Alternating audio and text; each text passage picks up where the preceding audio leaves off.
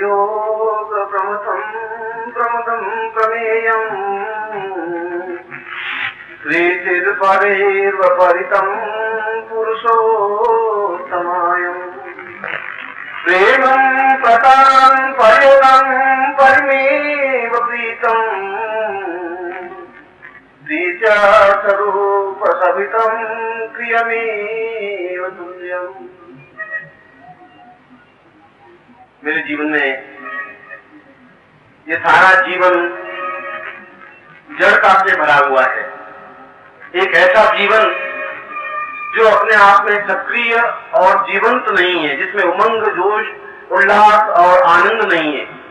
एक तो ऐसा जीवन जिसको मैं केवल ढो रहा हूं, खेच रहा हूं और किसी न किसी प्रकार से अपने पांवों पर उस शरीर को धोता हुआ मृत्यु की तरफ निरंतर अग्रसर हो रहा हूं।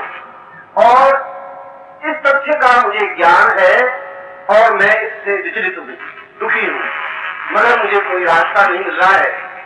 मुझे इस बात का ज्ञान नहीं है कि मैं इस जड़ शरीर को जीवंत कैसे बनाऊं। मुझे इस बात का भी ज्ञान नहीं है कि मैं निरंतर मृत्यु की ओर जाता हुआ कैसे छिटक करके रुकूं और अमृत्यु की ओर बढ़ूं। मुझे इस बात का भी ज्ञान नहीं है कि मेरे जीवन की पूर्णता की ओर मैं कैसे पहुंचूं। और इसीलिए हे जगदम्बा, हे भगवती, मैं तुम्हारी शरण में हूँ। तुम मुझे उस गुरुत्व से मिला करके क्रियमान करिए जिससे कि मैं अपने जीवन के सारे उद्देश्यों को प्राप्त कर सकूं। और मैं आपको ऐसा ही आशीर्वाद देता हूं कि आप जीवन में पूर्णता प्राप्त करें। यह एक श्लोक भगवत्पाद शंकराचार्य का एक ऐसा श्लोक है जिसमें सारे श्लोक के अक्षर 100 अक्षर से ही शुरू होते हैं। और प्रमेयं प्रमेदं प्रतापूर्वं पूर्णं परां पूर्वतमेव कृतम्, सारा एक अनुस्वार से लेकर के उन्होंने इस श्लोक में बहुत महत्वपूर्ण तथ्य आपके सामने रखे। यह शिविर केवल एकत्र होने के लिए ही शिविर नहीं है, और यह शिविर इस बात के लिए भी नहीं है कि केवल बात सुनी जाए। यह शिविर इस बात के लिए भी नहीं है कि केवल प्रवचनों को हम कानों से सुने। यह तो अपने आप में क्रियमान है। यह शिविर है अपने आप में क्रियात्मक पक्ष का, एक्टिविटी का, अपने आप में निरंतर चैतन्य होने का, जागृत होने का, निरंतर नर्तन करने का। ऐसा नर्तन, ऐसा नृत्य जिससे सारा शरीर थिरकने लग जाए और शरीर के बाह्य अंग तो थिरके ही, हमारी आंख थिरकने लग जाए, मुस्कुराने लग जाए, हमारा होठ थिरकने लग जाए, हमारी आवाज थिरकने लग जाए, हमारा चेहरा थिरकने लग जाए, हमारा सारा अंग प्रत्यंग नाच में और थिरकने लग जाए। और ऐसा तब हो सकता है जब शंकराचार्य ने कहा है कि मैं अपने जीवन में, मुझ में कसौटी ही नहीं है, ज्ञान ही नहीं है कि मैं शिष्य को सही ढंग से, गुरु को सही ढंग से ढूंढ सकूं, उस गुरु को पहचान सकूं। अगर शिष्य ही पहचानने की क्षमता रख देगा इससे तो उसमें किसी प्रकार की सामर्थ्य नहीं है, क्योंकि ज्ञान के स्तर से किस चीज को पहचाना जा सकता है। मगर उस शिष्य ने, शंकराचार्य ने अपनी कथा जरूर कही है। जब वे स्वामी प्रज्ञानंद जी के सामने शंकराचार्य पहुंचे तब वे ठीक उसी प्रकार से, जिस प्रकार से आप हैं, ऐसा ही उनका व्यक्तित्व था। वो प्रारंभ से ही वो महान व्यक्तित्वशाली को व्यक्ति नहीं बन जाता। ये अलग बात है कि उनके पिछले जीवन के कुछ कलाएं अपने आप में जीवंत रही होगी और उन कलाओं की पूंजी उस दिन अपने आप में स्फुट हो सकी। जब कलाएं जागृत होने की अवस्था आती है तो सही गुरु मिल जाते हैं। जब कलाएं जागृत, पिछले जीवन की कलाएं अपने आप में चैतन्य होने लग जाती हैं तो गुरु का सानिध्य मिल जाता है, सही गुरु मिल जाता है, गुरु का ज्ञान मिल जाता है। गुरु के समान उस ज्ञान को प्राप्त करके उसको क्रियमान करने का अवसर मिल जाता है। ये सब कुछ पुरानी पूंजी का ब्याज प्राप्त कर सकते हैं। नए सिरे से हम एकदम से प्राप्त नहीं कर सकते। आप नए सिरे से यहाँ नहीं आ सके। आज जो आप यहाँ बैठे हैं ये नहीं है कि आपने पहली बार तो प्राप्त किया है, जरूर पिछली पूंजी आपके पास है और पिछली पूंजी के ब्याज से आप यहाँ पहुंच सकेंगे। कोई जरूर नहीं कि आप यहाँ पहुंच सकते। और यहाँ पर पहुंचने के बाद में कोई ये नृत्यशाला भी नहीं है, कोई रंगशाला भी नहीं है, आमोद प्रमोद का स्थान है नहीं है।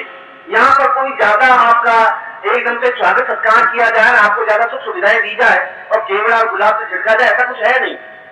ऐसा लिए तो जीवन में सैकड़ों स्थान है जहाँ हम ऐसे अपने ऊपर गुलाब जल और केवड़े छिड़का सकते हैं, चित्र की खुशबू ले सकते हैं, महक ले सकते हैं, मोगरे पहन सकते हैं, गुलाब के हाथ पहन सकते हैं, ऐसे स्थान बहुत हैं।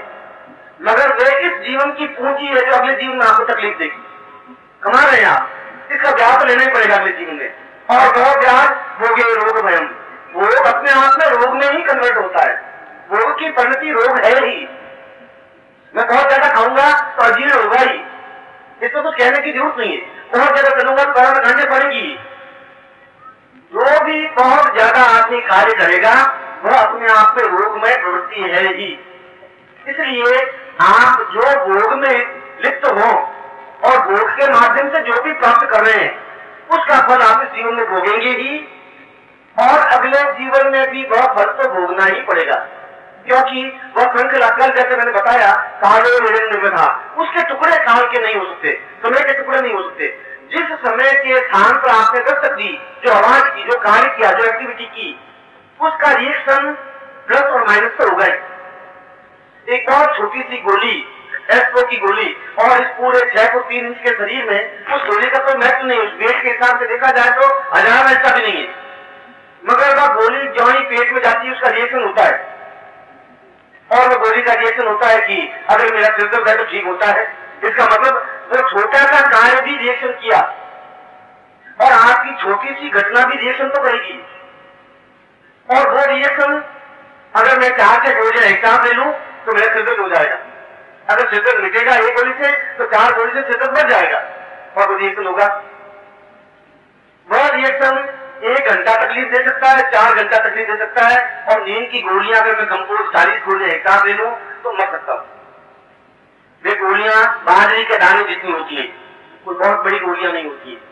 इसलिए यह शास्त्र सम्मत तथ्य है, यह व्यावहारिक तथ्य है कि हम जीवन में जो कुछ कर रहे हैं, हमारे वैसे संतान पैदा हो जाए, संतान हमने पैदा की, हमारे ही पुत्र और पुत्रियां हैं, और हमारा कहना नहीं मानते, हमारे बिल्कुल विपरीत रास्ते पर चल जाते हैं, सामने खड़े हो जाते हैं, आदर नहीं करते, सम्मान नहीं करते। हम ही हैं अपने शरीर को खूब साबुन लगा करके नहला धुलका के ठीक किया है, उसके बाद कहना नहीं मानता, थक जाता है, कमजोर हो गया है, चल नहीं सकता, खा नहीं सकता, पी नहीं सकता, देख नहीं सकता। शरीर तो हमने बहुत उसको बांध पोष के तैयार किया है, इसलिए कि हमने जो कुछ किया है उसका रिएक्शन हम भोग रहे हैं। पिछले जीवन में आपने जो कुछ किया होगा उसका फल ये आपके सामने प्रत्यक्ष है। क्या आप मेरे सामने बैठे, आप मेरे सामने बैठे हैं और प्रकृति के उन रहस्यों को सुलझाने के लिए बैठे हैं जो अपने आप में अनसुलझी हुई पहली है कि आखिर मेरे जीवन में इतनी विडंबना है, इतनी परेशानियां, इतनी बाधाएं क्यों है, क्यों आनंद नहीं है, चेहरे पर उमंग क्यों नहीं है, आंखों में जो एकदम नृत्य होना चाहिए, मुस्कुराती हुई आंखें होनी चाहिए, क्यों नहीं है, चेहरे पर जो ओज होना चाहिए, चमक होनी चाहिए, वह क्यों नहीं है, आखिर क्यों नहीं है। आप घी खाते हैं, बिस्किट खाते हैं, आप डबल रुपया खाते हैं, मेरे से आप ज्यादा, उसके बावजूद भी आपका चेहरा मुर्दे की तरह क्यों है, इसमें किसी प्रकार की हलचल नहीं है। प्रभु ने ऐसा दिया नहीं चेहरा। आप जब पैदा हुए तब खिलखिला रहे थे, मुस्कुरा रहे, बहुत नृत्य कर रहे थे, आपकी आंखें नृत्य कर रही थी, आपकी आंखों का नृत्य देख करके आपके माँ बाप बहुत खुश हो रहे थे। आपकी आंखों का नृत्य देख करके, रोते हुए चेहरे को देख करके नहीं, रोते हुए चेहरे देख करके तो उदास हो रहे थे वो, मगर जरूर आपके चेहरे में कुछ विशेषता होगी कि आपके माँ बाप खुश थे, आपके पास पड़ोसी खुश थे, लोग खुश थे, आपको गोद में उठाते थे, पुचकाते थे, चुमकाते थे और आपको खिलाते थे, वो आप ही थे। अब आप में क्या हो गया, वही व्यक्ति आप थे, और आज ये क्या हो गया। प्रभु ने आपको बड़ा सुंदर जीवन दिया था, बड़ा सुंदर चेहरा दिया था, बड़ा मुस्कुराता हुआ चेहरा दिया था, मगर जो कुछ आपने कमाया उसका फल आपके सामने है।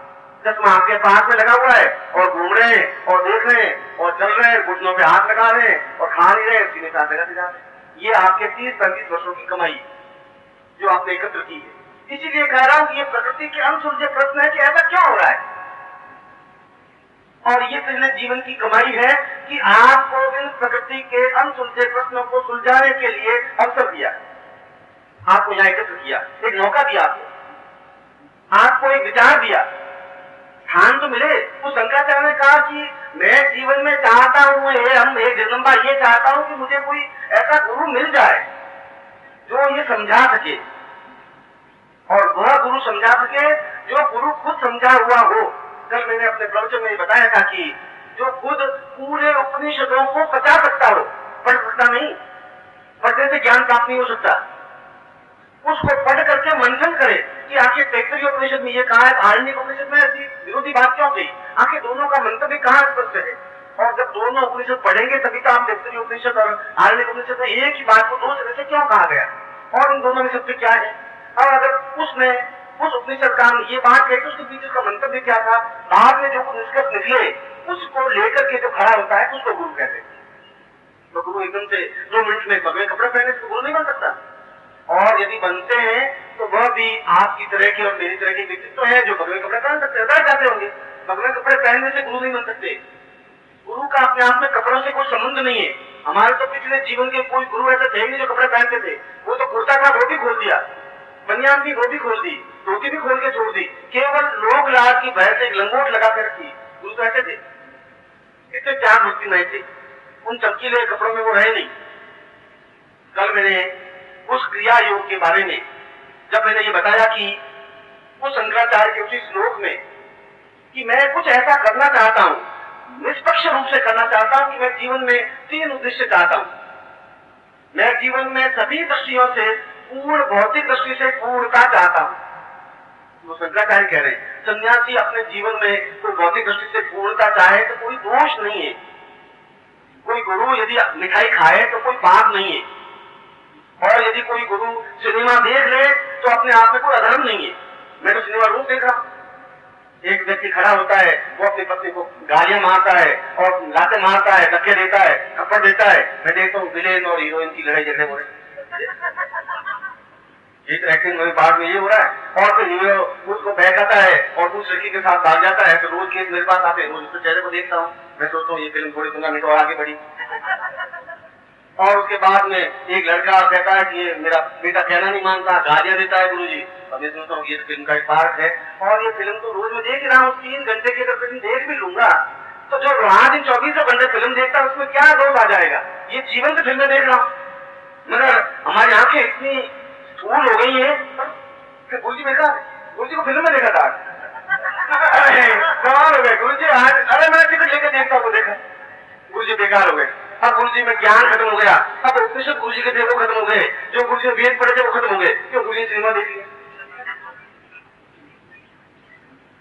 ये हमारी स्थूलता है, हम नहीं समझ पा रहे। गुरु अपने आप में किसी सिनेमा देखने से और भगवे कपड़े पहनने से और करोड़पति होने से और भिखारी बनने से गुरु नहीं बन सकता। ये गुरु की परिभाषा हमने गलत बना दी है, हम गुरु को पहचान नहीं पा रहे, इसलिए ढोंगी और पाखंडी गुरु अपने आप में बन गए। और वे ढोंगी और पाखंडी जब गुरु 98% बढ़ गए तो 2% जो गुरु थे वो दब गए बेचारे, और वो छा गए। और छाने से हमारे मन में संदेह पैदा होगा, मंत्र बेकार होते हैं, इसलिए संदेह पैदा हुआ, आपके में नहीं हुआ। उन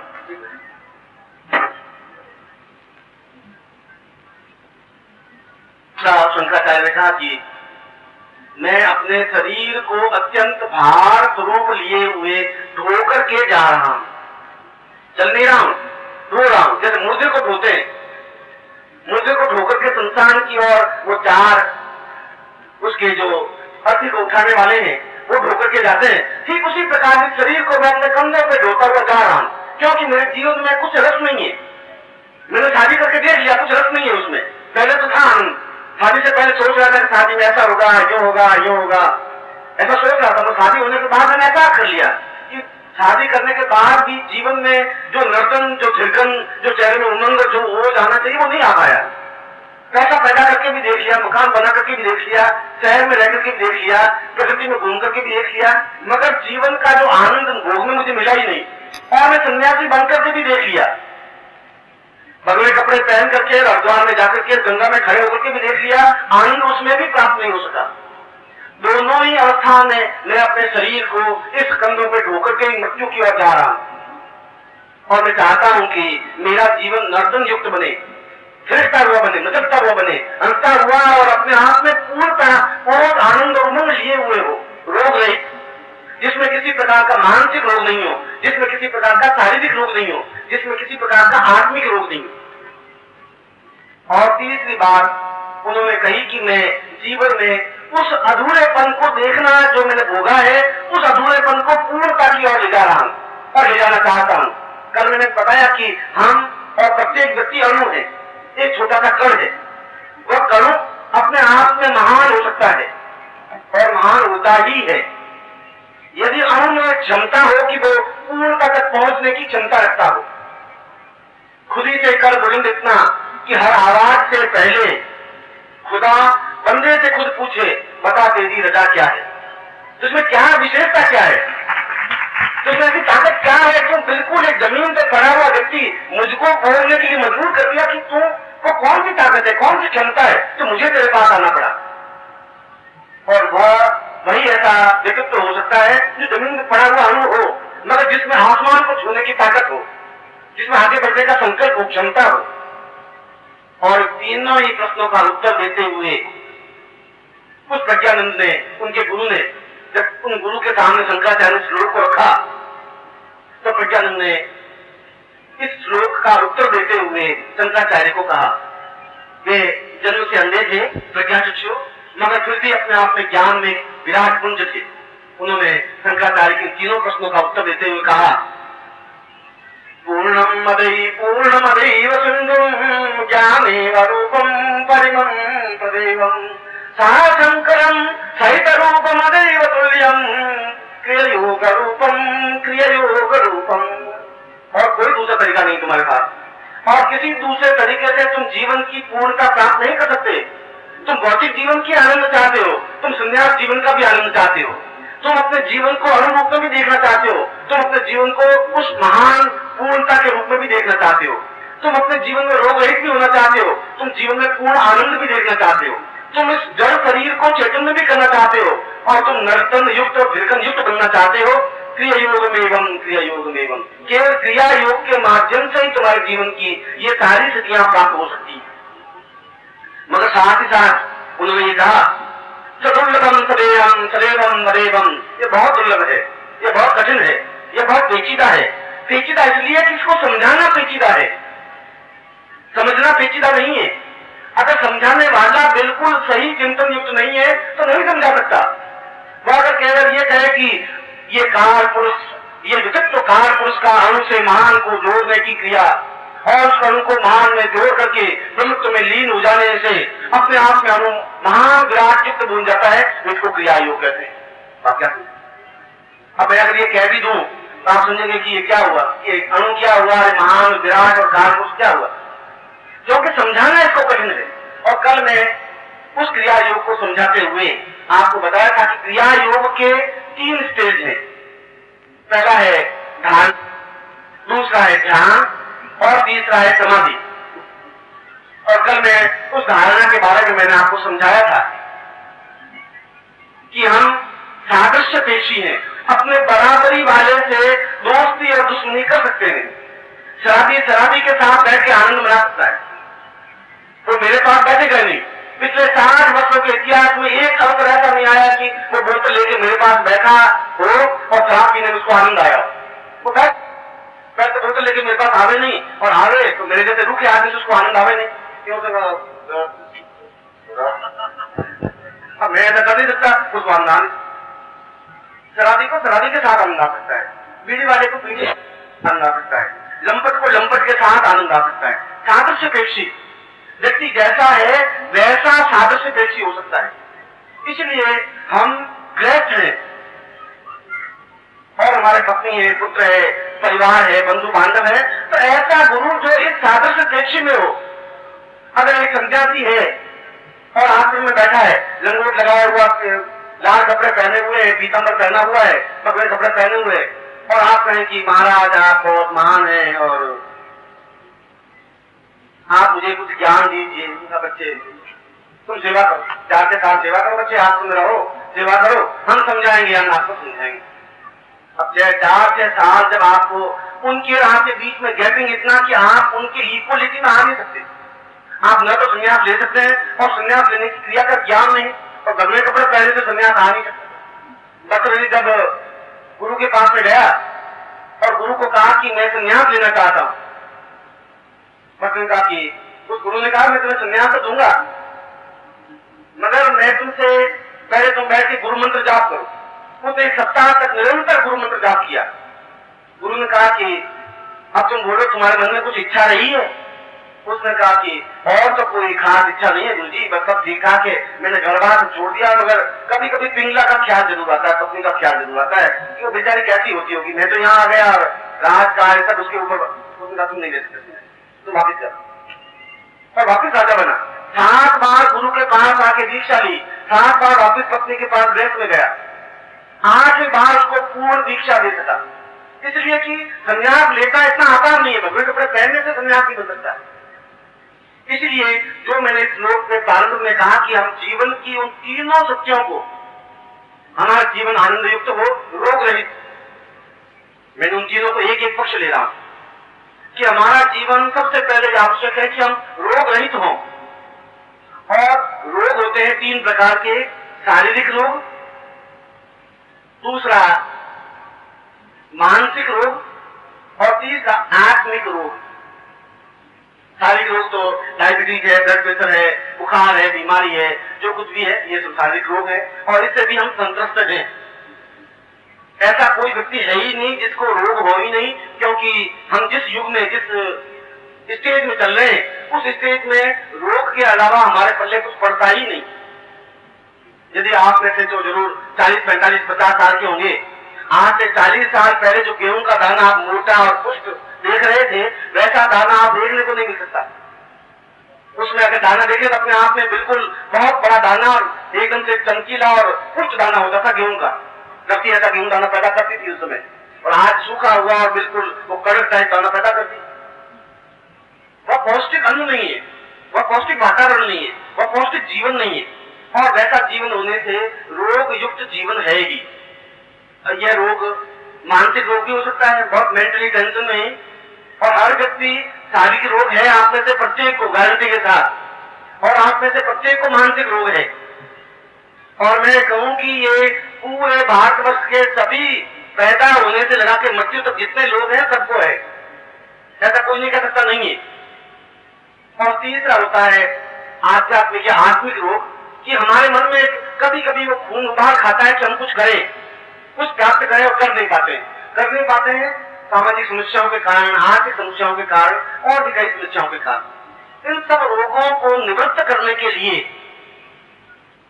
खासतौर से तीनों रोगों को निवृत्त करने के लिए जो प्रयोग इस क्रिया योग में, क्या क्रिया योग प्रैक्टिकल है और ये प्रैक्टिकल जो उपाय करें, उस प्रयोग को मैं अभी आपको इस प्रयोग को संपन्न करवाऊंगा। आज मैं आपको छोटे छोटे टुकड़ों में 4 बार या 3 बार या 4 बार प्रवचन दूंगा।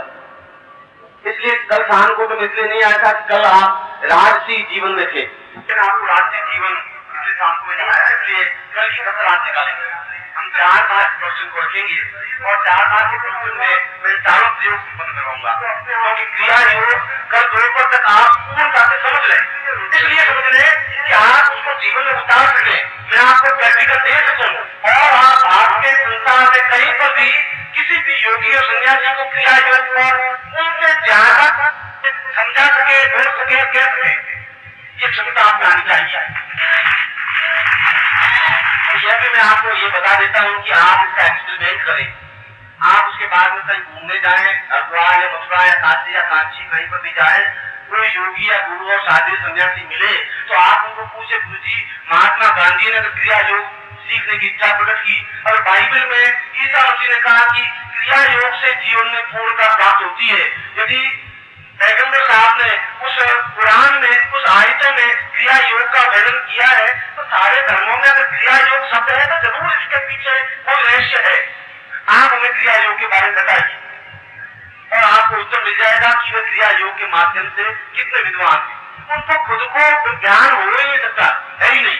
शायद उससे ज्यादा ज्ञान आपको उस सन्यासी से जो 80 साल का है, उस योगी से भी आप ज्यादा चीजें उनको बता सकेंगे, प्रैक्टिकल रूप से भी और कहकर के भी, प्रवचन के माध्यम से भी, क्योंकि आप उसको पूर्ण करना शुरू करेंगे। आप इसका शुरू करके देखिए। आपको तो लंबा थोड़ा जबलपुर में रहते होंगे, मुंबई में रहते होंगे, कलकत्ता में रहते होंगे, जरूर साधु आश्रम होंगे, मठ होंगे। आप उनको जाकर पूछिए क्रिया योग क्या है, या तो आपको बैठा देंगे कि बच्चे कुछ नहीं है, बहुत बड़ी बात है, तुम नहीं सुन सकते, या तो आपको ये कह देंगे, या कह देंगे कि ये बहुत ऊंची चीज है बच्चे, हम जानते हैं, तुम अभी रहो मेरे पास, 2-4 साल लंगोट हो फिर हम समझाएंगे, फिर लफा दिए। इसलिए मैं कल दोपहर तक पूरे क्रिया योग को यदि आपका समर्थन मिलता रहेगा, यदि आप बिल्कुल सही ढंग से बैठ करके समझ सकेंगे, क्योंकि ये सारा प्रैक्टिकल है, उसकी एक तथ्य और चिंतन के माध्यम से भी और उसके जीवन के प्रयोग के माध्यम से भी। ये जो रुद्राक्ष, इसका दोनों पक्षों में शंकराचार्य ने उस संगोपन विधि को स्पष्ट किया कि हम रोग रहित कैसे हो। आप उसको एक्सपेरिमेंट करके देखें, और एक्सपेरिमेंट करके देखेंगे जब वह कोई भी चीज पूर्ण मंत्र सिद्ध होगी। जब मैं ये कहूंगा कि यह आपको मैं बता रहा हूं, आपको मंत्र सिद्ध कर रहा हूं, और मंत्र सिद्ध कर रहा हूं कि मैं आपको ये क्रिया योग समझा रहा हूं, और क्रिया योग को कल दोपहर तक समझने के बाद आप अपने शहर में जाकर के पूछे और उनसे समझे और फिर बताएं। ये तो आपको मंत्र सिद्ध करना ही तो हुआ, जो बताने तो हुआ कि यह मंत्र है, आपको पूर्ण रूप से प्रवीण कर देना, मजबूत कर देना, योग्य बना देना। उस एक मुखी रुद्राक्ष को मैं बड़ी प्रयोग करूंगा। प्रयोग करने के बाद आप उसका एक्सपेरिमेंट कैसे करेंगे, किस प्रकार से रोग रहित हो सके, क्योंकि तीनों चीजें होंगी तभी आप क्रिया योग में पूर्णता प्राप्त कर सकेंगे। सबसे पहले जरूरी है कि उस रोग रहित जीवन को प्राप्त कर सके, और मैंने बताया कि प्रत्येक व्यक्ति रोगी है ही। अब ये इस एक मुखी रुद्राक्ष और हकीक माला को, दोनों को उस प्रयोग, अभी मैं प्रयोग करने के बाद घर पे जो आपको करना है, उस माला के ऊपर एक मुखी रुद्राक्ष को रख दें।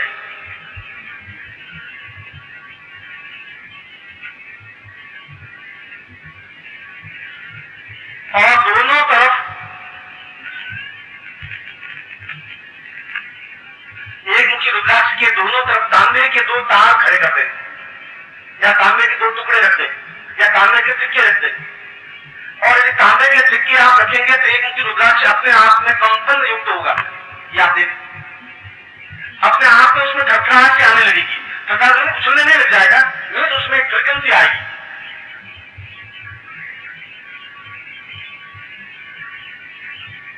अब इसका प्रयोग, ये माला, इस माला को केवल हम 6 आंटे दें। आंटे का मतलब 6 इसके बर्तन बनाए, 1 2 3 4 5 और 6, 1 2 3 4 5 6, ये 6 बर्तन बना करके इसको शिखर युक्त बनाए, एक के ऊपर एक बर्तन। और उसके बाद यह बना देना, नो प्रॉब्लम, कोई लंबी चौड़ी बात। इसके बाद दोनों तरफ तांबे के 2 सिक्के रख दें, इस तरफ और इस तरफ, या तांबे के 2 तार खड़े कर दें। शुद्ध तांबा होना चाहिए, और जो तांबा आपको दिखाई देता है वह अपने आप में लोह मिश्रित होता है, बिल्कुल प्योर कॉपर बाजार में मिलता है। उसके बीच में आप उस रुद्राक्ष को रख दें, ये उसकी स्थिति हुई। अब यह प्रयोग, ये रखें आप किसी तांबे के पात्र में, नीचे तांबे की तिरपानी होनी चाहिए, तांबे की तिरपानी में यह 6 बर्तन युक्त माला होनी चाहिए, इसके दोनों तरफ तांबे के 2 टुकड़े होने चाहिए, बीच में एक मुखी रुद्राक्ष होना चाहिए, और फिर आप सामने बैठ जाए। उसके बाद उस पर धीरे धीरे जल वर्षा करते हुए, आचमनी से पानी डालते हुए एक मुखी रुद्राक्ष पर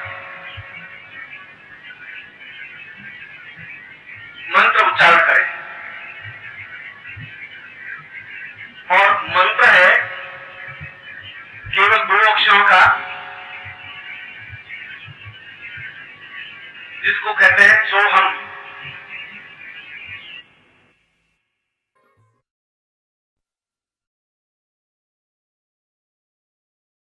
केवल 2 अक्षरों का, जिसको कहते हैं सोहम।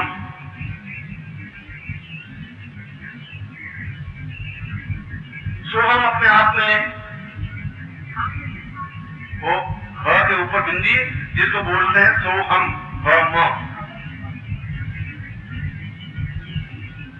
ये सोहम शब्द किसी के बखोबी नहीं है, ये सोहम शब्द किसी धर्म और संप्रदाय का कोई मंत्र नहीं है।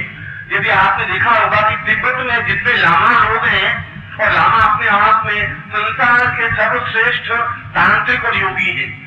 कभी आपको उनसे मिलने का मौका मिला या नहीं मिला, और यदि कभी आप मानसरोवर जाएं तो मानसरोवर के बीच में ऐसे लामा आपको मिल सकते आज भी। अब तो तिब्बत चीन का एक भाग हो गया, मगर तिब्बत पर लामाओं का या दलाई लामा, अगर आप कभी जाएं तो धर्मशाला एक स्थान है कुल्लू मनाली के पास में हिमाचल प्रदेश में, उस धर्मशाला में जाए दलाई लामा आपको देखने को मिल जाएंगे, जो अपने आप में पूर्ण तांत्रिक ज्ञान से युक्त है।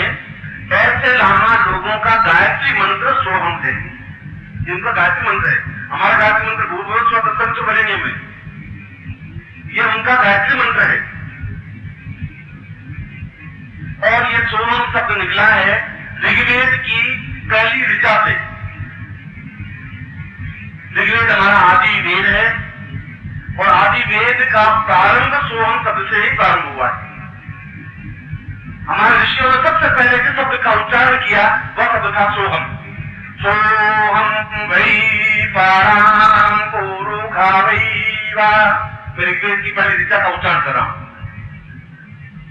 रातम वै व्राता प्रियात्मां वैवां कायो गतवं वा। और पूरे मंत्र में 2 अक्षर आपको सुनाई दिए होंगे, सोहम शब्द क्रिया योग। क्रिया योग का वर्णन ऋग्वेद की पहली ऋचा में है, सोहम शब्द का वर्णन ऋग्वेद की पहली ऋचा में है। ऋग्वेद हमारे 4 वेदों में से पहला वेद है और हमारे आर्यों में सर्वप्रथम आर्य ने सबसे पहले जिस वाणी को निकाला, जिस शब्द को निकाला, जिस ध्वनि को निकाला, वह ध्वनि सोहम थी। यद्यपि बहुत अधिक आवश्यकता है कि सोहम पर पूरी 2000 पृष्ठों की पुस्तक लिखी जाए, तो भी शायद इस सोहम शब्द को सही ढंग से डिफाइन नहीं कर सकते, समझा नहीं सकते। इतना गूढ़ अपने आप में ये 2 अक्षर है। मगर सोहम का मतलब पूर्ण रोग रहित जीवन की पूर्णता है। सोहम का मतलब अहम, मैं हूं और मैं पूर्ण हूं। अहम कैसा हूं? और से लगा करके और तक मेरी वर्णमाला का, मेरी जो बोल रहा हूं वो सारी मेरी उच्चारण क्षमता का पहला अक्षर है और उसका अंतिम है अहम। सारी बात देवता का मूल आधार में सोहम, मैं हूं मैं वैसा हूं, कहता हूं अहम। और से लगाकर और तक पूरे ज्ञान को पीने वाला हूं, उसको सोहम कहते हैं। अब वास्तविक में सोहम कब बनेंगे? जब पूरे ज्ञान को पी सकेंगे। और सोहम शब्द है, अहम का मतलब है घमंड, ये बड़ा अहंकारी। और घमंड का तात्पर्य रोगी व्यक्ति घमंडी हो सकता है। धन है तो है, तो घमंड की क्या जरूरत है? जो जितना ही ज्यादा पैसा वाला होना चाहिए वो उतना ही ज्यादा नम्र होता है। बहुत छोटे व्यक्ति बहुत ज्यादा उछल जाते हैं। उस रोग की निवृत्ति के लिए भी सोहम शब्द का ही व्याख्या प्रयोग किया गया है। इसलिए प्रज्ञानंद ने जब शंकराचार्य को शंकर को समझाया तो उन्होंने कहा कि तुम इस प्रयोग को करने के पहले, उस क्रिया योग को सीखने से पहले तुम पूर्ण पर रोग रहित होकर के मेरे सामने आओ और मैं तुम्हें उस एक मुखी रुद्राक्ष के माध्यम से जो शिव का प्रतीक है, उस माला के माध्यम से जो शक्ति का प्रतीक है, उस शिव शक्ति को समन्वय करके एक विद्युत ऊर्जा पैदा करके तुम्हारे सारे शरीर के रोगों को, जो मानसिक रोग है, जो शारीरिक रोग है, उनको दूर करना चाहता। और उन्होंने इसी प्रयोग को संपन्न करवाया। हम वापिस कड़ी जोड़ रहे हैं, 5-4 साल पहले जो प्रयोग करवा रहे हैं, ठीक उसी कड़ी को वापिस जोड़ रहे हैं 5-4 वर्ष बाद, जो तुम्हें आपके सामने। इस बीच में कहीं कोई प्रयोग नहीं हुआ, गारंटी चलेगी। और आप मुझे किसी किताब में बता दें इस प्रयोग को, मैं आपको मान लूंगा कहां पर प्रयोग हुआ है। आप किसी अखबार में बता दें और किसी विद्वान ने, किसी गुरु ने करवाया हो तो बता दें। शंकराचार्य जरूर करवाया था, मैं भी मानता हूं, मगर 5,000 वर्षों में प्रयोग संपन्न नहीं हुआ। इसलिए नहीं हुआ कि उस चीज को समझेंगे नहीं तो प्रयोग होंगे नहीं। स्वयं करने से स्वयं नहीं हो सकता। स्वयं का तात्पर्य क्या है, स्वयं की विधि क्या है, प्रयोग क्या है। और उसके बाद में उसके ऊपर जल उस आत्मनी से, तांबे की आत्मनी से, इसलिए मैंने पंचपात्र आत्मनी काउंट वेरीफाई की, उस पंचपात्र को समझ सके, उस आत्मनी को समझ सके, उस निर्वाणी को समझ सके। क्योंकि हम उस जगह पहुंच रहे हैं जो अपने अपने साधना को बहुत ऊंचाई पर चीज है। और उस जल को निरंतर सोहम शब्द का उच्चारण करते हुए सोहम सोहम सोहम सोहम करते हुए उस जल प्रक्षेप करते रहे। और कितना जल प्रक्षेप करें? 21 तोला जल प्रक्षेप करें। अंदाजन तोड़ने की जरूरत नहीं है। एक पंचपात्र भरा हुआ जल उसके ऊपर एक एक बूंद करके डाल दे। 21 तोले को कहते हैं करीब 200 ग्राम। 100 तोले का 1 किलो होता है और 30 तोले का 200 ग्राम ऊंचाई था। उसके बाद में जब आप दोनों तारों के बीच में जल डालेंगे तो जल डालने से पहले रुद्राक्ष को देखेंगे तो रुद्राक्ष निरंतर घूमता हुआ, नकल करता हुआ, तिरकता हुआ दिखाई देगा। आप देखिए सोम शब्द की आघात से, मगर आपकी सूक्ष्म दृष्टि देखेगी तो समझेगी। आपको उछलने का मतलब, नकल करने का मतलब है कि मस्तिष्क को नकल कर कितना उछलते हैं, फिर होनी चाहिए। आपकी आंख नाचती है तो आंख को फटकाने से आंख नहीं नाचती है। आंख का एक नृत्य होता है, नर्तन होता है। वो जिसने आंख का नर्तन सीखा तो दूसरे की आंख का नर्तन समझ सकता है। जो नृत्य कर सकता है वो नृत्य करा सकता है। आपने कभी ऐसा जीवन में देखा नहीं तो आप ऐसा कर देते। इसलिए आंख के नृत्य को भी आदमी पर होनी चाहिए, देखना चाहिए। उस जल को आप लेकर के नित्य पान करें, पिए।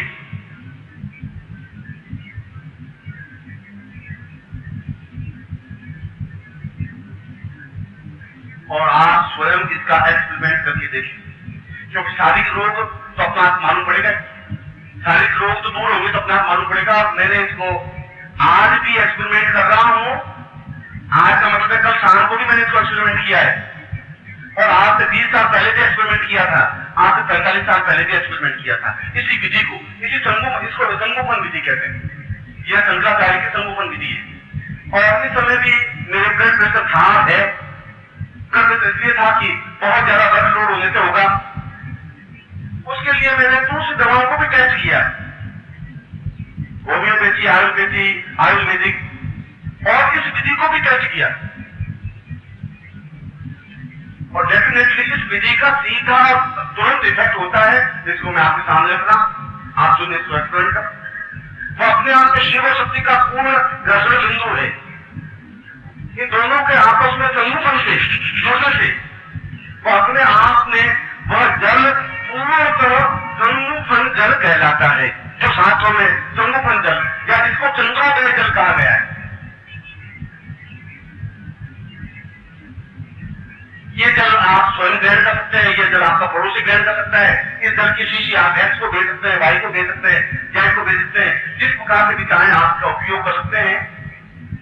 और आपका विचार होगा कि ऐसे पानी से कैसे हो सकता है। और मैं भी बहुत आश्चर्यचकित हूं कि एक छोटे से एक्स को लेने से शिद्दत कैसे ठीक हो सकता है। गोली तो बहुत छोटी, मगर गोली में शिद्दत मिटाने की कुछ क्षमताएं हैं कुछ समय के लिए, और इस मंत्र के माध्यम से भी कुछ क्षमताएं हैं जो हमेशा के लिए उस रोग को शांत करने की क्षमताएं हैं।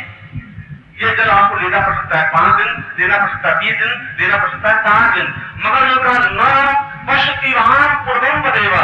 120 दिन से ज्यादा लेने की व्यक्ति को जरूरत पड़ती ही नहीं है सारे रोगों को दूर करने के लिए। यह लास्ट लिमिट दी है। पहले लिमिट दी है 1 दिन, लास्ट लिमिट दी है 120 दिन।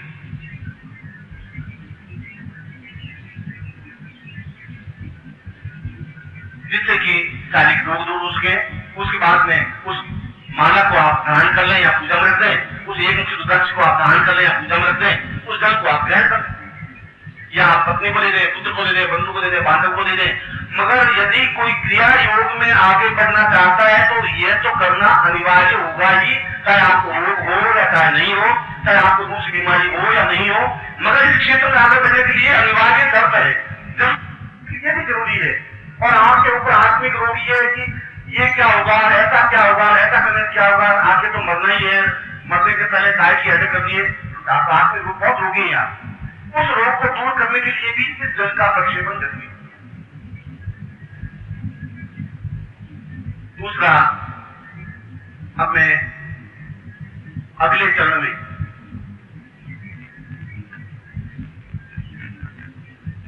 तो होगी करीब 1 बजे या 1:30 बजे या 2 बजे, जब भी होगा गर्मी तो होगी उसमें,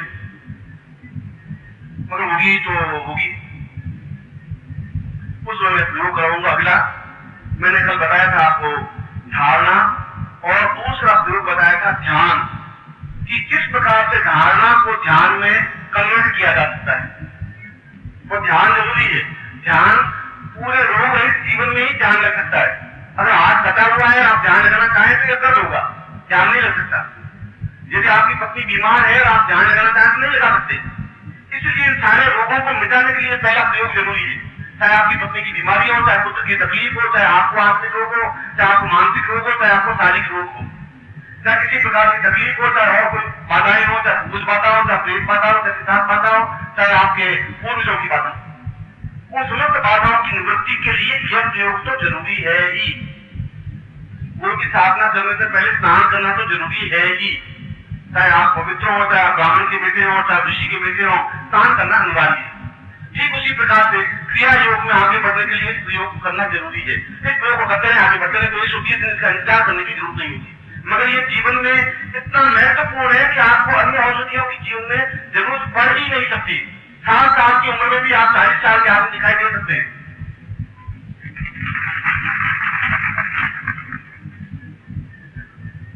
इसी दिन तक निरंतर, और केवल 5 मिनट, 7 मिनट, 8 मिनट बैठा 21 होता पानी, लेकिन हमारा पानी ले बस 200 ग्राम पानी पी ले, बैठ बात पी ले।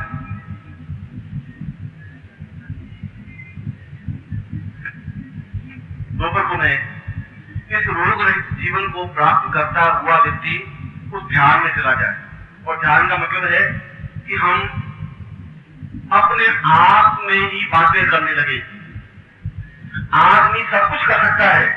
आदमी की एक कमी और गलती यह है कि वो अपने आप से बात नहीं कर सकता, और जिसने अपने आप से बात करनी सीख ली वो अपने आप में सिद्ध योगी है। योग की पहचान ये है, योग का मतलब है 2 चीजों के मिलने से योग होता है, 1 और 1 का 2 योग। मैं अपने आप से बात करने की क्षमता को योग कहते हैं। क्रिया, एक्टिविटी, ये योग। मैं अपने आप से बात कर सकूं।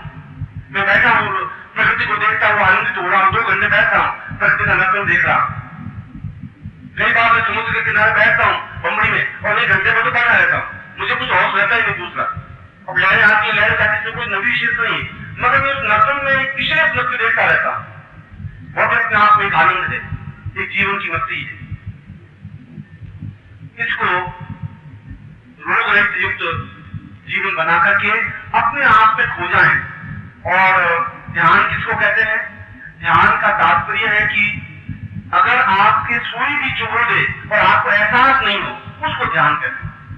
आंखें बंद करने को ध्यान नहीं कहते।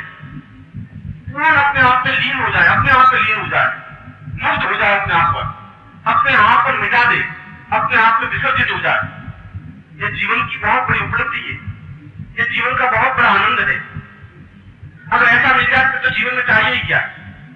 हम इस तनावों से मुक्त हो सकते हैं, ये सारे टेंशन से मुक्त हो सकते हैं, जितनी भी चिंताएं परेशानियां से मुक्त हो सकते हैं। और जब चिंता और परेशानी से मुक्त रहेंगे तो आगे की वृद्धावस्था का प्रकोप हम पर हो नहीं सकता। बुढ़ापा आता है विचारों के संक्रमण से, चिंतन से, चिंताओं से। इसीलिए पूर्ण ध्यान योग की प्रक्रिया, जो क्रिया योग में पूर्ण ध्यान योग का चक्र है, ध्यान योग की पूरी प्रक्रिया है, और जिसको पराशर ने भी और जिसको शंकराचार्य ने प्रैक्टिकल रूप से उसको किया है, उसी ध्यान योग की प्रक्रिया को मैं आपको 1 बजे के प्रयोग में समझाऊंगा।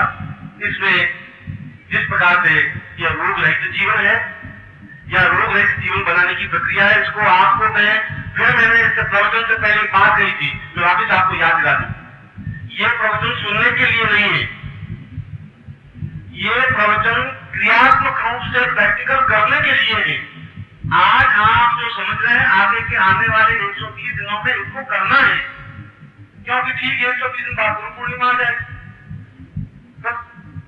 यहाँ गुरु से पिछड़े, वहां से गुरु पूर्णिमा मिलना है, और दोनों की कड़ी के बीच में ठीक टाइम पर ठीक काम दे रहा हूँ, आप सही समय पर सही काम। वापस मैं आपको इम्तिहान लूंगा। क्या चीज है, सारा चिंतन क्या हुआ? आपको खुद को कॉपी दूंगा, आप इस प्रश्न के उत्तर लिखना, आप उसको नंबर दे देना। आप ही बताओ कि मैं आपको पूछूंगा कहाँ पहुंचे और आप कहाँ फैल हुए और मैं समझाऊंगा, मगर आप ये सब चीजें खराब नहीं हो जाए, मैं उसकी ज्यादा चिंता है। इसलिए उस अभिवेक प्रयोग को आपको पूर्ण मन से कराऊंगा। उसके बाद वो को उस संघ पर, संघ का मतलब है अपने आप में उस पूर्ण, क्योंकि पूर्ण कहलाता है शरीर, पूर्ण कहलाता है कृष्ण और पूर्ण कहलाता है समुद्र। अपने आप को भी व्यक्ति का नाम होता है पूर्णत्व, पूर्णत्व भी व्यक्ति का ही नाम है। पूर्ण दैव, पूर्णत्वम, न पूर्ण, पूर्ण चिंतनम, ये सब मनुष्य के पर्यायवाची शब्द है और यही समुद्र के भी पर्यायवाची शब्द है और यही भगवान कृष्ण के भी पर्यायवाची शब्द है। वो 16 कलाओं तक पहुंचने के लिए, कृष्ण तो एक प्रतीक है 16 कलाओं का, उस कलाओं तक पहुंचने के लिए, पूर्ण समृद्धि युक्त जीवन प्राप्त करने के लिए, क्योंकि मैंने बताया कि रोग रहित हो मगर व्यक्ति समर्थ पूर्ण हो, धन यश की कमी नहीं रहे, वो धन यश की कमी को दूर करने के लिए भी उस प्रयोग को संपन्न करना चाहिए, जिसके माध्यम से हम आर्थिक उन्नति प्राप्त कर सके, यश प्राप्त कर सके, सम्मान प्राप्त कर सके, जीवन की पूर्णता प्राप्त कर सके और ध्यान योग में पूर्ण जा सके, जिसको विवेकानंद ने राजयोग बताया। मैं आपको उसका डिफरेंस समझाऊंगा, उस राजयोग और ध्यान योग की क्या डिफरेंस है। और ये सारे प्रयोग वो शंकर भाष्य में इस ध्यान योग की प्रक्रिया के बारे में लिखते हुए, अपने गुरु का औरा देते हुए लिखे, गुरुदेव कामं गैतं सकीर्वं कीर्वाण रूपं गिरितं गदेवं सागीत गीत गदितं गदितं गवेयं गदित्वं गरेगं गर्मां गरेशं। सारे जीवन की में पूर्णता समृद्धि को और पूर्णता को, उस यश को प्राप्त करने के लिए मैं उस प्रयोग को गुरुदेव आपके सामने पूर्णता के साथ करना चाहता हूँ। उस संघ के ऊपर, जिस संघ को कहा जाता है दक्षिणावर्ती संघ, जिस संघ को कहा जाता है मोदी संघ, नाम संघ संघ, वह चाहे अपने आप में संघ के कई रूप होते हैं, आपको संघ का कोई ज्ञान शायद नहीं होगा। संघ जितना ही सफेद होगा उतना ही उसकी वैल्यू ज्यादा होगी, दक्षिणावर्ती संघ की और ज्यादा वैल्यू, संघ जितना बड़ा होगा उतनी अधिक वैल्यू। संघ में अगर त्रिवेणी है, 3 धारियां त्रिपुंड बना हुआ है, सर्वोच्च संघ कहलाता है और सफेद कबूतर के आकार का जो संघ होता है पूर्ण संघ कहलाता है। और जो अपने आप में जिसको बजाने से ओंकार की ध्वनि निकलती हो उसको मूर्ति संघ कहा जाता है। सभी संघ इनमें से किसी भी संघ पर उस प्रयोग को करते थे, क्योंकि उनको बजा करके और अंदर गुंजन करने की क्रिया को करके मैं आपको गुंजन करने के बताऊंगा कि किस प्रकार से उसका उच्चारण करने से भी ध्वनि, अन्य संघों में क्या ध्वनि निकलती है, उस मूर्ति संघ को बजाने में क्या निकलती है, उस मूर्ति संघ को बजाने पर जो ध्वनि निकलती है वो प्राण वेग के साथ, दुबला पतला आदमी है जो कमजोर संघ बजा नहीं सकता, शरीर में ताकत होनी चाहिए तब संघ बजता है। और संघ की ध्वनि जहां पर भी होती है वहां किसी प्रकार की न्यूनता कमी आ ही नहीं सकती प्रयोग के माध्यम से। मैं उस दुर्लभ और महत्वपूर्ण प्रयोग को आपको समझाऊंगा, वो चाहे आपके पास संघ हो या आपके पास संघ नहीं हो, चाहे आपका मोदी संघ हो चाहे आपके पास दक्षिणावर्ती संघ हो, आप प्रयोग को किताबों की व्यवस्था कर लेंगे, उसको समझा दूंगा, फिर प्रयोग करूंगा। अभी मैं आपको इस प्रयोग को संपन्न करवा रहा हूँ। आप माला अपने सामने रखते हैं और उस माला के ऊपर ही हरि ओम श्रीमन्नारायणाधिपति मां लक्ष्मी नारायण ब्रह्मा मां महेश्वरा सती पुंद्रा ब्रह्मा माता पिता कमले तुमा विष्णु देवता तुमा कुल देवता तुमा राम देवता तुमा सात देवता तुमा वास देवता तुमा वाणी नंदका जन्मा पुंद्रा जन्मा सर्वे जो देवी तुमा सर्वे जो राम जो मोमा सत्ता गुण दिन पास ये सब गणति को आप ध्यान दें। सुमते के दंतस्चा कपिलो विक्रम का सबको दर्द तो विनाश हो जाए तुम के चुनाव शोभान जंगो जानना वाद देखान नामानी अपने सुमात भी विद्यारण को युवानी सत्वेश निर्मिता संगामी संगे जी भावी सत्य जाति सिंह सिंह आवायामी साथ दिश दिशेतम मम ग्रहे मम मंदिरे मम स्थाने ताम आवायामी गतिं स्थापिता तत्रा दुस्वासित तिलकम कृत्वा कुमकुम बोल करके अपने आज्ञा चक्र पर कुमकुम का तिलक करें। 30 उंगली से, ये 30 उंगली अनामिका है, कोई नाम नहीं है, ये 30 उंगली से तिलक किया जाता है ललाट पर, हमेशा ध्यान। ये पहले अंगूठे के पास पहली उंगली है, ये दूसरी है, ये तीसरी है, ये साइड से कितना है? ओम नमोदाय सहस्रमूर्तये सहस्रपादाक्षरोर्भावे सहस्रनाम पुरुषाय शास्त्रे सहस्रकोटि उदाहरणे माते नाम मान्तु वरेदीक्षामाप्नोति दीक्षाप्नोक्षणाम निष्णाम समाप्नोति सुदयाम समापिते असपक्षान महारोति। तत्रादुष्का वंदन चोटी के नाम लगाइए।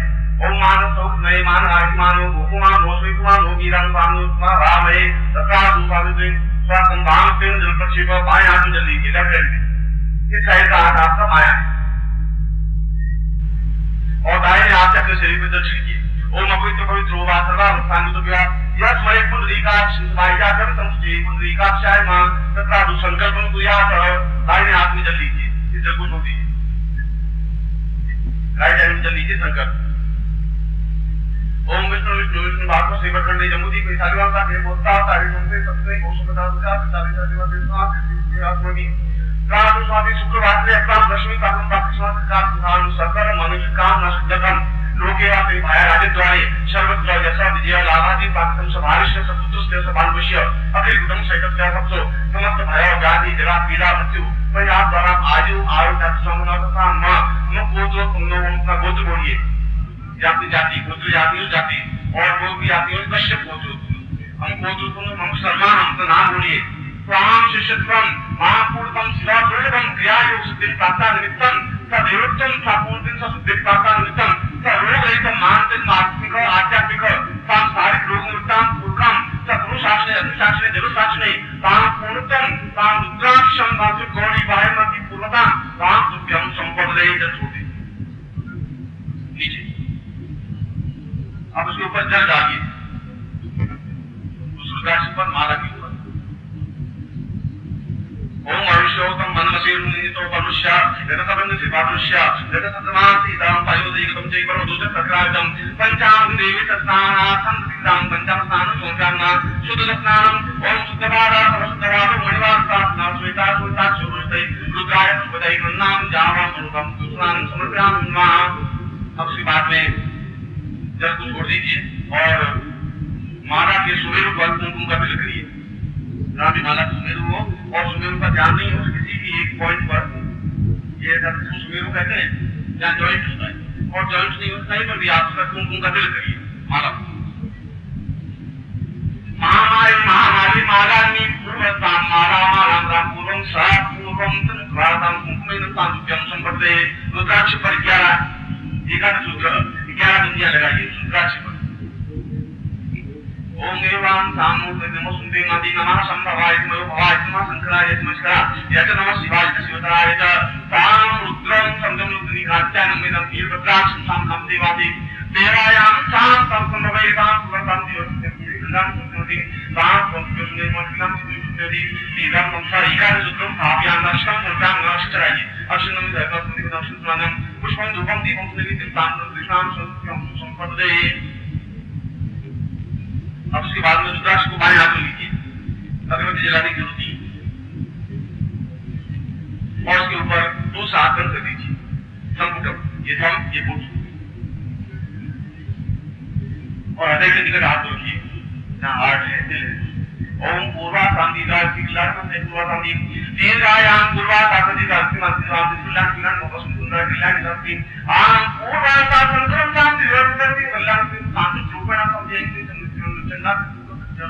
आयामी का पूर्वा का संगीता इत्यादि काम धूम धूम धूम का पूर्वा का संगीता सिद्धांत से होती है। समस्त रोग एकदम शांति रोगा रुचि शांत सुष्टा रुषद गामा समाप्ताम प्रामा प्रणा पुनराम पौते प्रेरणा प्रतिदिवस निगम होती होती तीसरा विश्वम सारी देवम मया विधिमा पूर्व शब्दी मानसिक रोगम सर्दिमा दिन वाली आत्मिक रोगाम जी पूर्ण शुद्धोयम काम सिद्धि काम पूर्वतम दिशा विधिमा गंध दीर्घ आयुष्य प्राप्त नितम सब सिद्धि शांति रोग जना मरण पीड़ा सा नित्यम पुरखम सा रुद्र सा शंकर सा संधि सा काम सा पटिना सा दैरोस नम सा संपदे।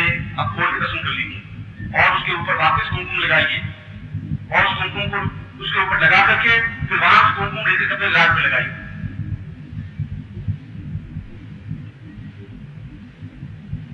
फिर वापस उसको वहीं अपने स्थान पर खत्म कर दीजिए। माला के ऊपर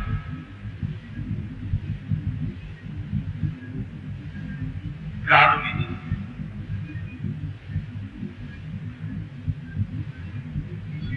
फिर आपके सामने गुरु चित्र होना चाहिए, अनिवार्य है गुरु चित्र होना चाहिए, जैसे कि उसको प्राण से युक्त हो और घर में भी आप उसका पूजन प्रयोग कर सकते हैं। गुरु पूजन प्रत्येक प्रकार की पूजा से पूर्ण गुरु स्मरण और अंत में गुरु पूजन होना चाहिए। गुरु ब्रह्मा गुरु विष्णु गुरु देवो महेश्वर गुरु साक्षात ब्रह्मा तस्मै श्री गुरु शरणम एकमा ध्यान मूलम गुरु मूर्ति पूजा मूलम गुरु मंत्र मूलम गुरु वाक्य मोक्ष मूलम गुरु प्राप्ति मूलम करोति वाचार गुरु रंगे दिगम कृपा मंत्री परमानंद मात गुरुचरणेभ्यो स्नानं समर्पयामि स्नानान्तिकं पयोदिकं तीव्र पंचम स्नानं समर्पयामि प्रथम शुद्ध स्नानं समर्पयामि सुस्नानान्ते कुंकुम समर्पयामि कुंकुमान्ते अक्षतं समर्पयामि स्नानान्ते पुष्पं धूपं दीपं नैवेद्यं ताम्बूलं प्रदक्षिणां नमस्करोमि तत् हाथ जोड़ दीजिए। त्वमेव माता च पिता त्वमेव बन्धुश्च सखा त्वमेव विद्या